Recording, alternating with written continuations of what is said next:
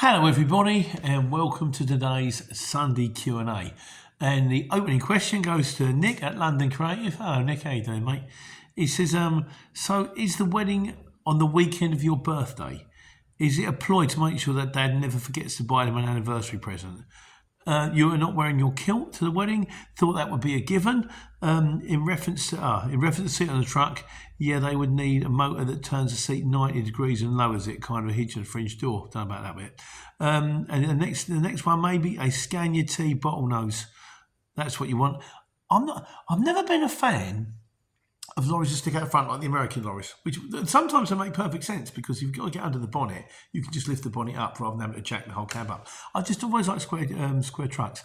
As for is the wedding on the day, sort of 2 days after my birthday, so that I can remember the anniversary present. They picked the date, not me, which is absolutely fine. But the preparations have begun. Look at this. Hey! Got the lights up. They took a while. I've got the lights up. I've got the lights up in the garden tomorrow. The stereo is now working because they've got a stereo which links up to our stereo. We've got a Sonosy thing going on.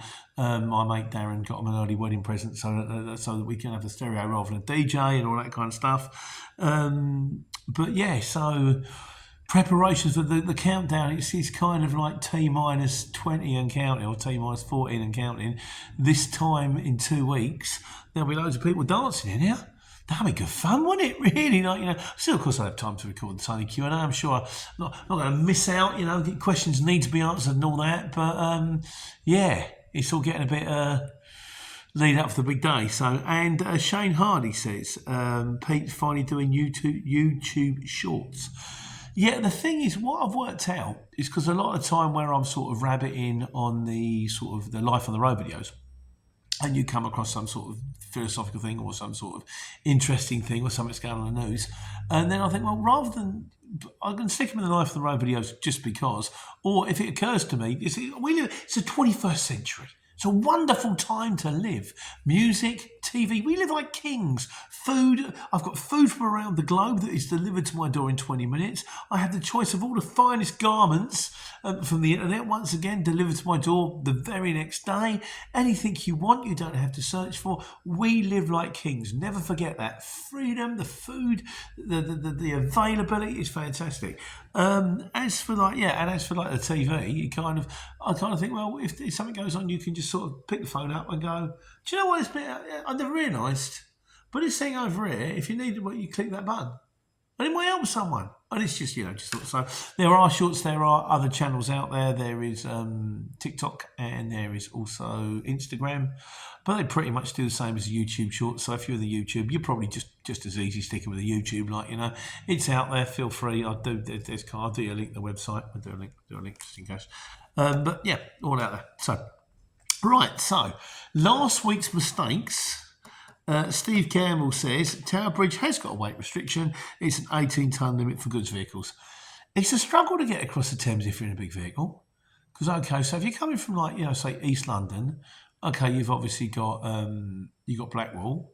Well, you're right with that one. Of course, you've got the Queen Elizabeth Bridge, but it's like I've got Rotherhithe. No, I can't go Rotherhithe. Anything over 2.5 tonne, you've got no chance. Got Tower Bridge, can't do Tower Bridge. Can't do Albert Bridge. Can't do Hammersmith because it's got a width restriction. Sometimes it's a struggle getting across the Thames. I can imagine that if you're in an Arctic, you go, well, I'm just basically either going to go I'm going to go over the QE2 Bridge or the Blackwall Tunnel, or I'm not going at all. And of course, I can't go in because I've got DVS.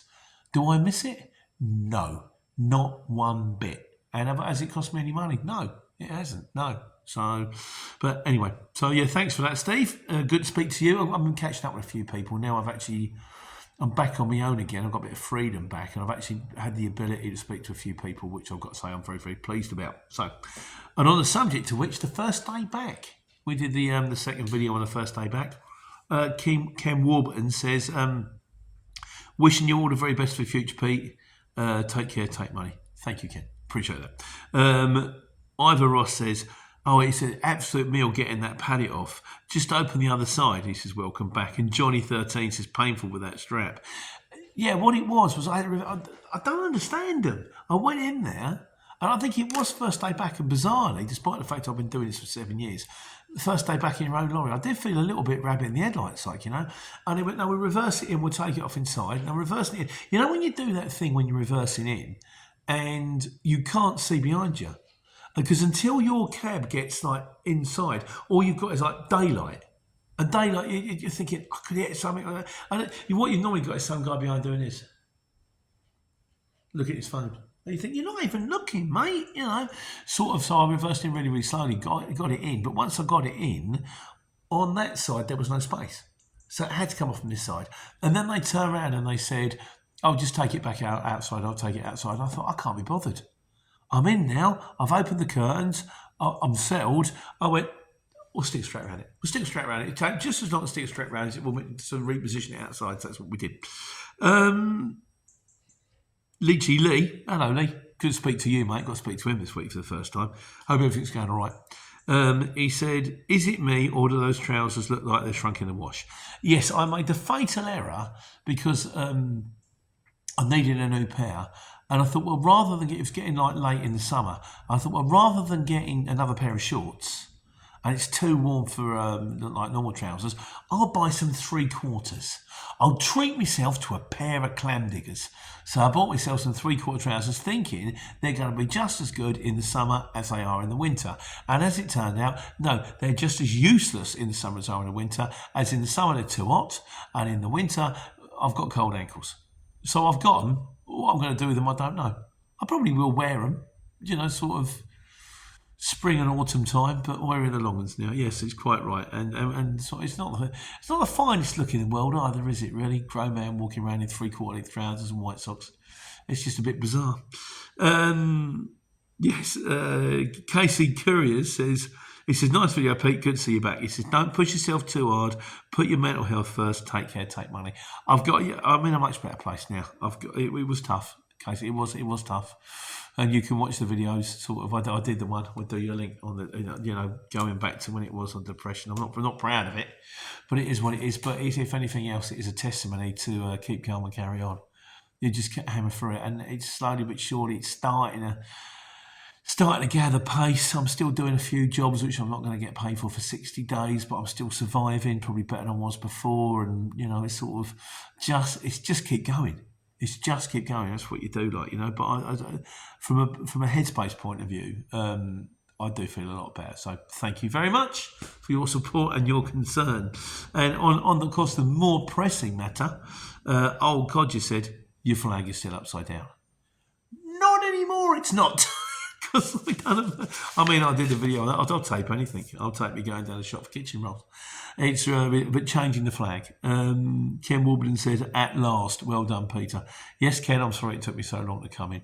And Gary says, well done, Pete. He said, but all you needed to do was lift it from the bottom and put it to the top. This would have kept the white edge flagpole side on the left-hand side. By the way, Royal Air Force Warrant Officer for 38 years of service. Well, firstly, well done you for protecting our country. That I'm proud of. I couldn't because it was screwed to the wall. So if I had just lifted it up, it would have ended up right up in the air. You'd have to lift it up and then I had to drop it and I had to unscrew it and rescrew it. But yes, it is the right way around now. So fantastico. Yeah, so right, which brings us neatly on to the wise guys. And my mate, Nick the Urban Trucker. I hope you've got the VR, my friend. I hope it's got there okay. I hope the boys enjoying it. You know, he's my transport manager. I talk to all these people. It's lovely. They you know, it's just helps pass the time when you're driving. He says, hi Pete. He said, on the question about operating vans outside of the UK, because the guy said, what do you need to do to run your vans outside of Europe? He said, if the van is plated below 2.5 tonnes, then no operator's licence is required. If the vehicle is above 2.5 tonnes, you require a small vehicle operator's licence. To apply for this, you still need a transport manager, as well as provide financial standing of $1,600 for the first vehicle and $800 for every other vehicle you require on the licence. So it's not like a truck. For a truck, you need $8,500 for the first vehicle and $4,000 for everyone afterwards. I think that's right. If not, it's pretty much ballpark. But you still, yeah. Still need a transport manager, which is a lot less than a heavy goods operator's license. You are not required to have an operating centre, so you don't have to put where you park it, nor do you have to put an advert in the paper. For a small vehicle operator's license, the application costs £257. Then, when approved, you pay £401 for your license. It lasts 5 years. If you intend on towing a trailer over 750 kilos abroad, that also requires to be registered as well. Also, all of this only applies to people operating commercially, hire and reward.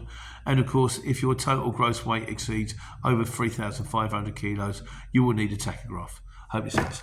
Mate, you're an absolute mine of information. He really is, like, you know, I'm very, very lucky. I don't deserve it. I've got a lot of good people in my corner, and I'm very, very grateful for him. But, you know, so to the man who says, what do you need to run outside of Europe?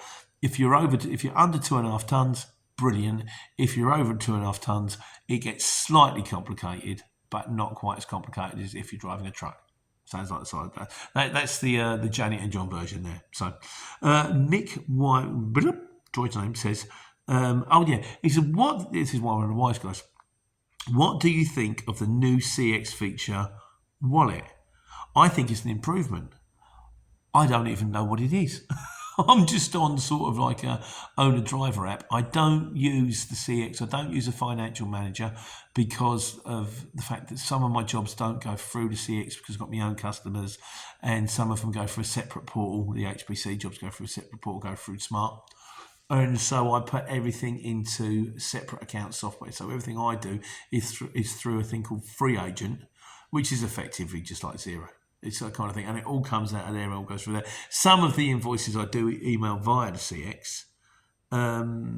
But that's just because I'm not factoring them. It's just as easy, click send. So I know nothing about wallet. So if anyone does know about this CX feature wallet, if you want to let me know, is it any good or not? And we can have a little discussion. I maybe even look it up. But no, as far as I'm concerned, I've never even used it. I didn't even know it was there.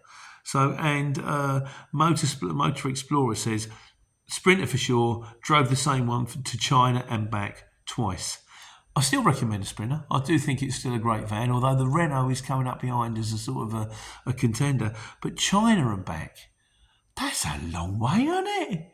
You know, I remember one of the guys on the one of the guys who taught me when I did the CPC, he said, we don't do long haul in this country. So you can't do long haul in this country. Go to America, that's long haul. You know, if you go sort of, you will do Los Angeles to New York, wait and return. That's 5 days. He said, that's long haul. And I know people like Nick, my mate, the urban trucker, lives in his lorry. He goes out on a Monday, comes home on a Friday, lives in a truck, like, you know, it's kind of more like long haul. But China, how long does it take to drive from here to China? Can you actually do it? Have you got to get on a ferry when you don't get wet? I'm not even sure. So, I don't, as again, world's worst career driver. If my sat-nav went dead in Dunstable, I couldn't find my way home. Hopeless. So, but yeah, fair play to you, mate. Sounds like a challenge. I wouldn't mind doing that myself. Maybe one day, if I ever get a standard, was it standard? I've got a standard national, standard international.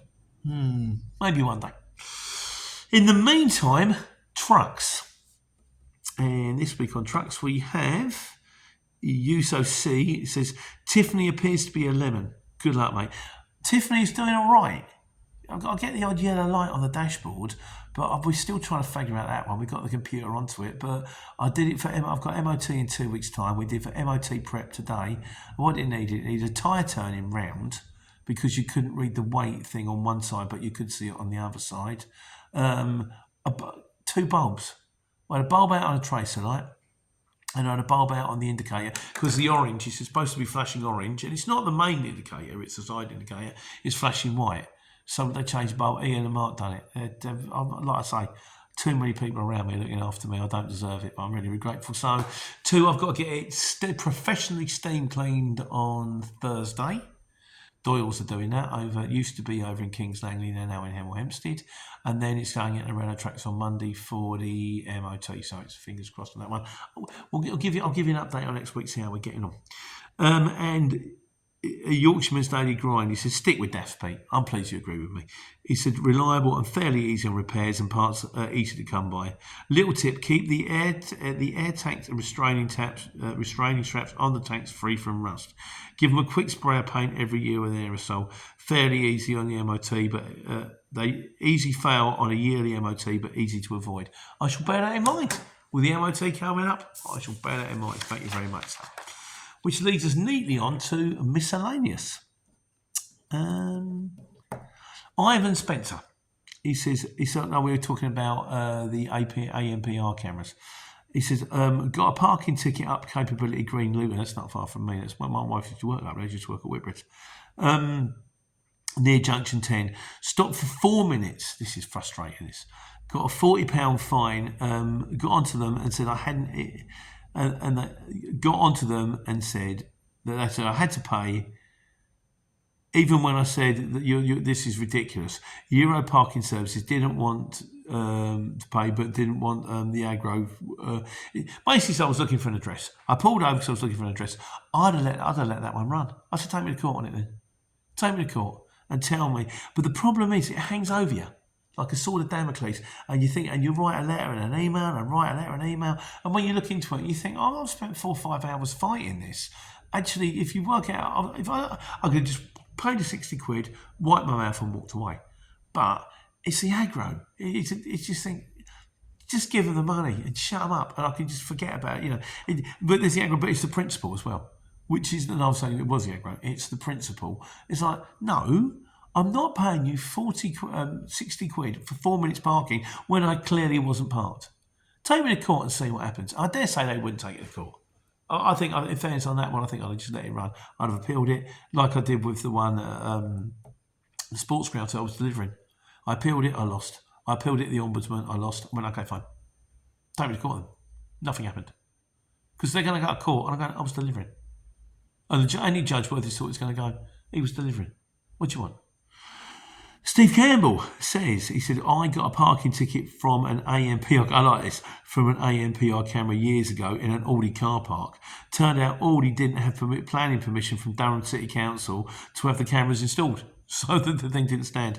He also said, yeah, sorry about news of your boss, mate. I know we were chatting about him. He said he's a bit of a character himself. He says, I found out it's not going well for him. It's beginning of the end time, sort of, there's a lot of it about.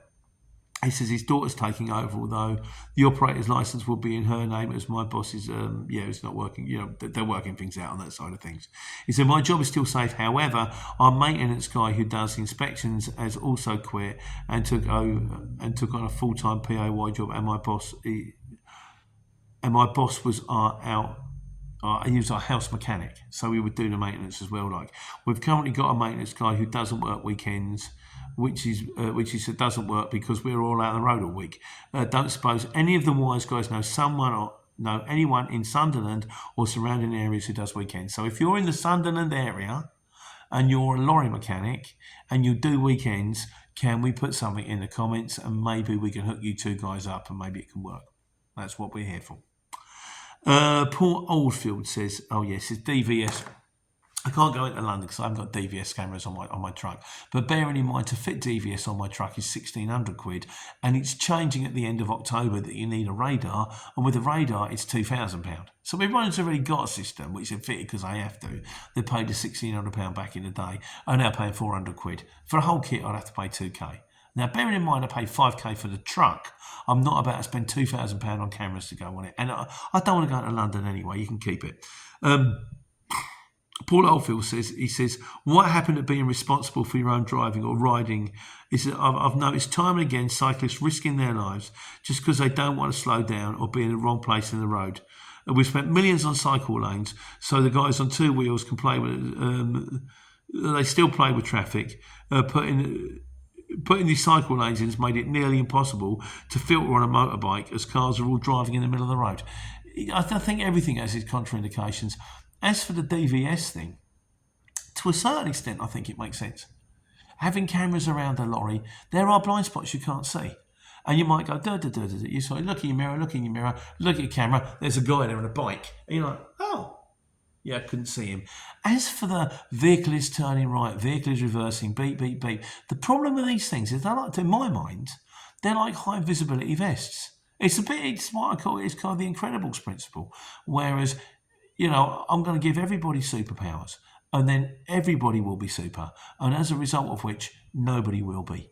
Put everyone in a high visibility vest, and suddenly you don't see them anymore because everyone's wearing one. Admittedly, if it's dark or something like that, you might have missed them, you see them. If you just go beep, beep, beep, vehicle is reversing, beep, beep, beep, vehicle is reversing, before you know it, all you can hear in London is beep, beep, beep, beep, beep, and you don't ignore it. And before you know it, you're just walking out in front of one of them. So, did you not hear the beeps? So what do you mean, did I not hear the beeps? I hear the beeps all day long, every day. They don't mean anything anymore. If it was unusual, what was that? Oh, I better watch out for that. But if everything beeps and it's just in the back of your head all the time, like I say, London, you can keep it. Dave, the crisps and the taxi. Have a wonderful time. I'm going to go and deliver to Bath or Milton Keynes. Got lots of roundabouts. Yeah, Joe Easton says, "Oh, the Yeti thing. We're on the Yeti thing. I might get one for my birthday. I think I might get one for my birthday. I might even do an unboxing. I've never done unboxings before. My mate Ben says I should do unboxings. So I might do one of those." He said, 100% recommend the Yeti flask. The only thing, I've done a review, it's got a little clicky magnetic thing, and they say it might leak a bit, and I do have a tendency to just throw the bag around. But I'm still going to give one a bash, I think. I'm kind of tempted. It looks like it's a really big cup. And that'd be quite nice, because I do run out of tea halfway through about 2 o'clock. Do you know what drives me mad? I've got 2 flasks. And sometimes I've done the flask, I get to the end of the day, I wake up in the morning to do my next flask, pick it up, it's still full. And one of them, I thought, I've only done one, thinking the other one was empty and I've left behind. That doesn't matter, you're not interested. But yeah, no, I think I might give the Yeti flask a go. But I might do an unboxing. And also Lee, my mate Lee, literally says, I would love a Yeti mountain bike, but they're more than the DAF. Yeah, I've started running again. And I'm doing a gym again. Now it's kind of, I've got a bit more time. I'm not doing 15-hour days, got a bit more time. As for mountain bikes, might have to progress to that one, I think, maybe. So, Christopher Charles. Oh, come on, mate, Chris from Wrexham. He said, nice to see you back, Chris. Chris, I've got to catch up with you again. I'm ringing again. I must remember. If not, give me a bell. If you're listening, give me a bell and we'll catch up next week. Hope you're doing all right. Presumably still driving the coaches, I expect. And the final comment today was from ML Logistics. He says, buddy, any chance of we can meet up in life and I can go out with you for a day or so? I'll be honest with my friend, politely I have to say no. And the reason is I never know where I'm going to be. And I'm pretty much, I do try and get home, and if I can get home, I will. But if I end up getting a job, say Monday, and I get a job, my first job is tipping in Bedford in the morning, then I might get Bedford to, that's okay. Bedford and Nuneaton, and I think I'll get a job coming back from Nuneaton. But if a job pings up Nuneaton to Cardiff, tipping in the morning, needs an 18-ton, needs to be collected in the next hour, pays really good money, I'm going to take it. And if I take that job and you're in a cab, if you're in a cab with me, I can't take that job. It's like, where are you going to sleep? I've only got one bed, and it's not that big. So, sorry, my friend, it's kind of a one-man band. I'm back to being a one-man band, and I'm very happy to be back to being a one-man band. So another Sunday Q&A, 2 weeks to the wedding. Super shiny lights, look at that. We're doing it in the house. Of course we're doing it in the house. It's got a barn. I said to the kids, why don't we just do it here? Because, and then she told me, she started showing me how much it is to rent these places. I went, yeah, we're doing the house. But yeah, I'll give you an update next week. And in the meantime, what have we got? I've got the rundown. I've got to clean the lorry, MOT the lorry, and then next week prepare the house. And somewhere in the meantime, I've got to get that on the road, get it out on the road, and I need to take care and take money.